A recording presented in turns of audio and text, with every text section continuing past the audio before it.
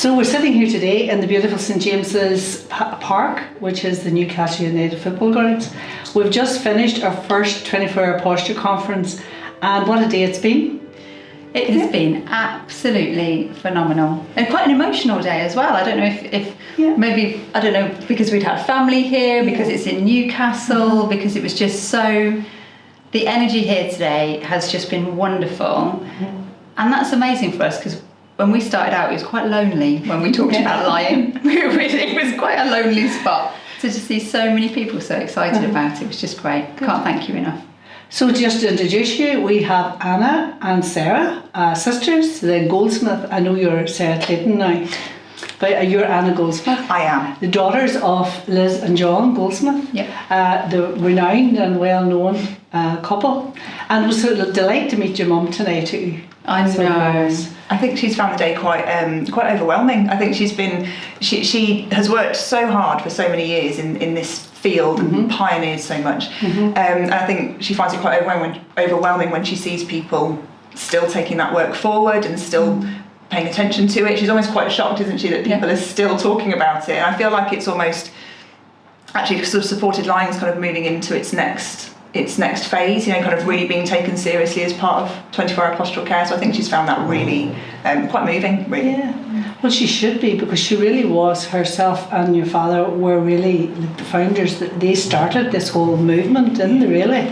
So just in case there's somebody listening or watching today that don't know the Goldsmiths, which I can't imagine is, you're the owners of Simple Stuff Works. So tell us a little bit, start with you, Anne, tell us a little bit about Simple Stuff Works, the origin and what you're doing today. So I began Simple Stuff Works in 2007, so it's been going for quite a long time now, nearly 20 years of doing this, but I actually worked with Sarah for a number of years previous to starting Simple Stuff Works, looking at therapeutic positioning theory, training, support and advice for therapists, and then Simple Stuff Works is the equipment kind of arm really of the training.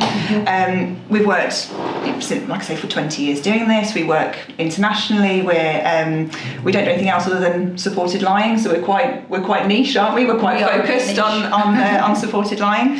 But we've got a fantastic team around us who provide assessments, ongoing support and advice, and that's kind of our bread and butter, really, isn't it? Is looking at how people lie down and then helping to support teams to link that into further situations like seating and standing and all the other aspects of postural care. And you're both physiotherapists. No. You're a physiotherapist. No.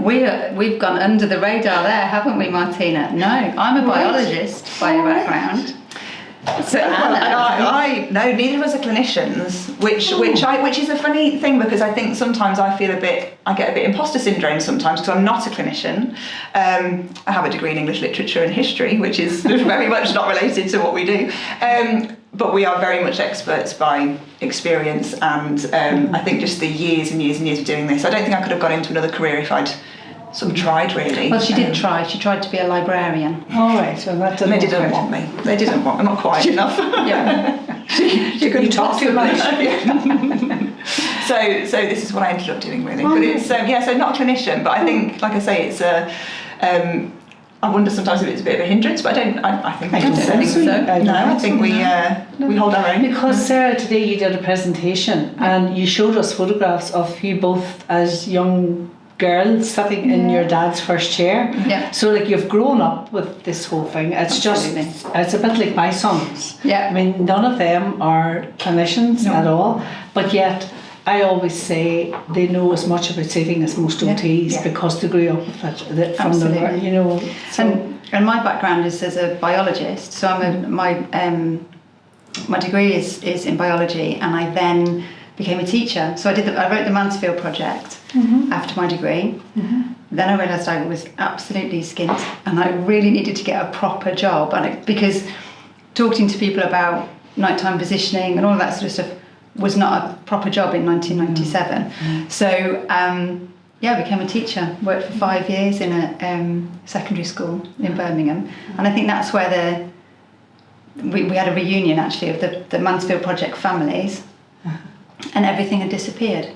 So all of the services that went into the Mansfield project had all gone because the clinicians had moved on. Right. And that I found really frustrating, because it was it was a superb service, but it was personality led.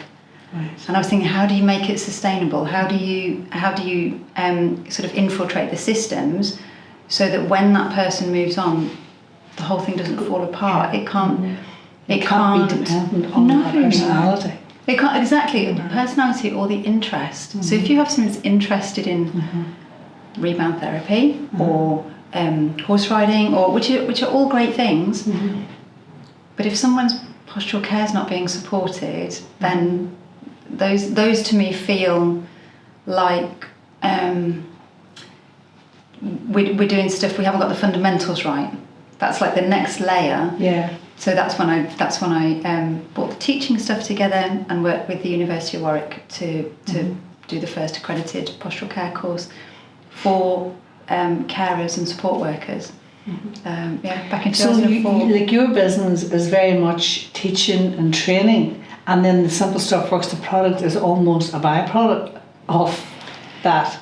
Is that right? Like your mission and your passion at the beginning was to teach and to train. You didn't have a product then, did you? No, we didn't, and that was frustrating because we were doing the teaching and the training, and this is what you need to do. And then people were saying, and then it was like, well, what do you do then? Yeah. And that's when Anna developed, alongside Dad, the Simple Stuff Works system. Yeah. At the same time, in 2007, that was when my daughter became very poorly with a brain tumour. So that was, it sounds, that first-hand insight of what it's like to, sleep next to somebody who is on an NG feed. You know that the equipment that's going into that bed needs to be silent, it needs to be washable, there are accidents that happen, it needs to be able to be adaptable so that it will fit on a double bed so that I can sleep next to her. So that kind of personal, it was a tragedy, it was a horrible time, but it also gave me a completely, Anna, a completely different insight. So that's when it all kind of came together, really. I think we'd seen as well, particularly from an equipment perspective, people were starting to think about supported lying, but the solutions that were on the market at the time were sort of wildly over-engineered, and I think people thought you needed, it's a complex problem, therefore it needs to be a really complex solution. Yes. And we created the positioning system, and it was Mum, again, genius Mum, who was talking about, it's just simple stuff works, you don't need to make it complicated. And then we were like, there you go. That's the name of the business. That's the one. Works. It was Mum again on that genius level. Yeah, and that's what I like. I was reading that about yourself, Sarah. You want to make things like something that everybody can do, that the OT, the carers, the family can do, and that's the same as seating. Like I said this earlier today, I don't like it when people say, that's a specialised area,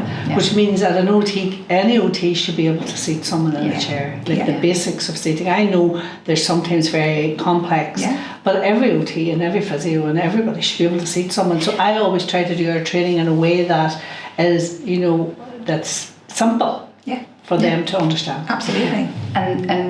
And when you were saying today, that whole idea of if we can get the simple presentations right, they don't become complex presentations. People don't start complicated, and we need to make it as easy as possible for them to meet. We need to widen the pool of people that have the skills to be able to support people. Yeah, that's true. So today's conference, the 24-hour, that has been something that I have dreamed of for years and years, because as an OT working in seating, I've always known that what I was doing was only a very small part of, I knew it was valuable, but I knew there was more to it, because we would put someone in a chair and they would be sitting perfect, and 6 months later you get a call to say they were sliding off the chair, and you went out and you assessed them again, and you realised that they'd been sleeping in the fetal position for the last 6 months, their hamstrings are tightened, and now the chair no longer met their needs, and you had to adapt the chair. So I'm delighted, that we were able to do this today, because that's the start for me of trying to give the whole package. Absolutely, absolutely. And the idea, sometimes people think is it seating or lying? Which is the most important? Which is the one? Which is the one where you should prioritise? And it's like you have to have both.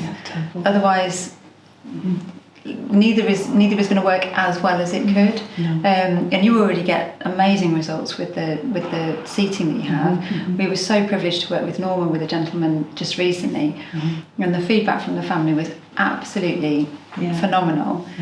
And now we're kind of, Norma's brought us in to say, well, what about this? And we just know that both of those things together will give him such a great outcome. It's so exciting. It is so exciting, and I think for the future, for working together with Norma and really trying to get that message out there. That's not just about and it was the same with the share chairs. For years, I said we need to be doing share chairs because years ago when I went out, I assessed for a chair and a share chair, but then we've only recently brought on the Postural Care range. Because it's the same thing, you go out and you do your assessment, and it's the same. If they're not in the share chair right, it's not right either. So it's going to be really good to get that whole package. And today someone mentioned about, who was it mentioned about the moving and the handling of the person, getting them back into the chair properly. Oh, it was Jenny. She was talking about the toilet and having the proper toileting, but if you're not hoisting the person back in properly, well then that's not good either. So it's everything. Absolutely everything all ties in together, isn't it? And I think for us, we see so often just one piece of that puzzle. We've talked about puzzles today, about making sure everything fits in together, and just one piece, if it's missing, the outcomes are so different, aren't they, for people? So to link it all together is imperative to people's quality of life and the outcomes that we can provide for people. We just need to get to the people with the money, the purchaser, and get the evidence and get to them. And I think this is the thing: is it's not about it's about recognising that what we're doing at the moment is incredibly expensive, because we are dealing with secondary complications that are it's not cost neutral. It's phenomenally expensive. So it's helping people to understand that. I mean, Karen mentioned it, didn't she, with regards to spasticity management? She mentioned the idea that if you can get in there with regards to spasticity management, the cost savings are phenomenal with regards to how people are cared for and things like that. But it's we need to get in front of the people who have the financial budgets, because it is so expensive. But it's also so expensive, isn't it, from a quality of life perspective, when we don't get it right. It's right down to your presentation at the very start, Martina, that talked about posture can kill, because it really, and I think when we get right down to the crux of it, if we don't get the right interventions in place, people are dying early. So that's what we need to kind of always be bringing it back to, isn't it? It's not, posture isn't just a nice to have, it's fundamental. I think another thing too would be to get the families and carers educated, for that they stand up and they demand their their product for their child or their older person. They need to be empowered to say, well, the product's there's evidence, this is what we should getting them educated as well. Well, this is the thing, isn't it? And it's about if I think of my experience as a parent, I need people that are prepared to stand alongside me. And organisations that do that are very rare. So, and that sense that you get from everybody that was here today, from all the Seating Matters team, from everybody that spoke, is that they understand that they have to support, they have to advocate for families, they have to stand alongside families, because it's really hard. We're trying... the sense of responsibility that you have to get it right for your child or your person is just huge. And the more that we can appreciate their position, provide tools and resources and support that enables them to feel confident enough to advocate, the better. It's and having Rachel here today was so powerful to get that insight into. It's not a chair, and it's not a positioning system, and it's not a hoist. It's a young man with a life. I think having Rachel here today as well demonstrates the values that Seating Matters have, that the TIRCO have, because there's lots of conferences that you can go to that will talk about all of the really complicated things to do with physio and the body, and they use all the big fancy kind of biomechanics and all that sort of stuff. And actually, kind of, when you bring it right back to, it's people that we are working with and for. And I think the fact that we kind of brought Rachel into those conversations today, like she's the absolute key, isn't she, to bringing it all back to it's. So for somebody listening who don't know who we're talking about, I know we've interviewed Rachel just earlier, but is Rachel Wright from, what's her company called again? Born at the Right Time. and her podcast was The Skies Were Under, the Yes, podcast. Yeah. That's right. Yeah, The Skies We're Under is, so I'm one of the co-hosts on The Skies We're Under, right. along with a woman called Lucy Parr. So Rachel is the star of the show. She is the one that organises everything, sources all the people that we talk to, and Lucy and I kind of rock up and have a chat. Oh, very good. Yeah, it's So not one you're for used to the chats. it's not one for small ears. It's definitely not one for having. It's one to have in your earpods as you're walking. It comes with an explicit language warning. It did come with an explicit language warning. At one point, it got an AI explicit language warning on it, which we were quite proud of, if I'm honest. And that's that's a kind of, I don't know, a measure of the honesty with which you can listen in on conversations, parents who are parenting the most complicated young people. And I thought that point she made there, just when we were doing the questions at the end, that someone said a standing aid was not health. Was that right? Well, it didn't come out of a health budget. Or is it health? Is it social care? Is it? And does it matter when you have a child? Does it matter what budget it comes out of if he needs a standing aid? Yeah. I know those are the questions that must really infuriate a parent. Yes. Really. Yeah. I'm going to finish off with your father, because you mentioned that at the end of his life he said he had one regret, that he called it nighttime positioning. Isn't that right? You said the last time. Well, technically he had two regrets. One was that he didn't punch a particular person, but I won't name who that person is.